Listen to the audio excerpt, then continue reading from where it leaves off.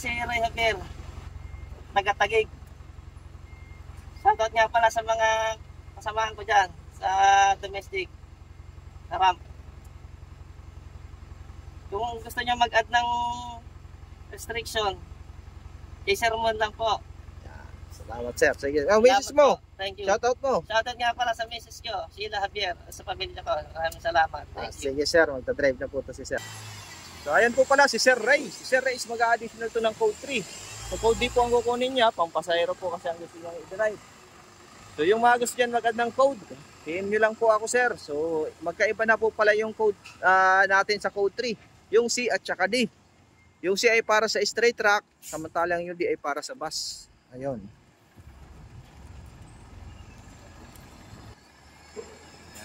So ito naman yung sa code 8 namin. So yung mga gusto dyan mag-code 8. Ayun. So magbabas kasi sir. So shoutout nga pala dyan kay sir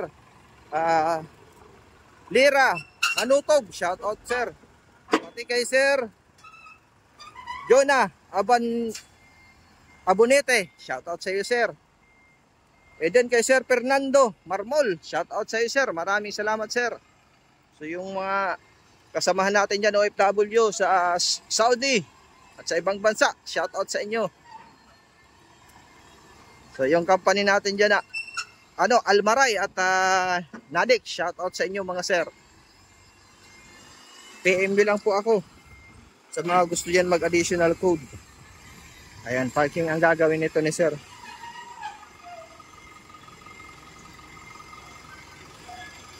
Shoutout din pala kay Sir Andrew Ramos Albay. Maraming salamat sir. Okay. Sige sir, go.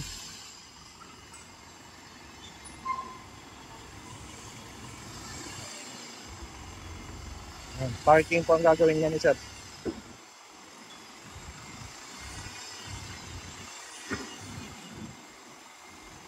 Yun.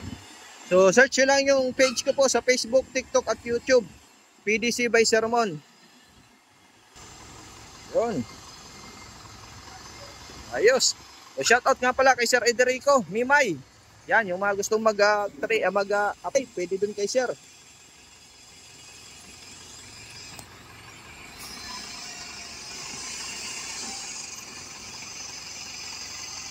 Oh, break. Yan, okay na sir. Yan, tingin. Yun po, kung mga gusto ma-add ng code 3 at code 8, PM lang po. Maraming salamat po. God bless.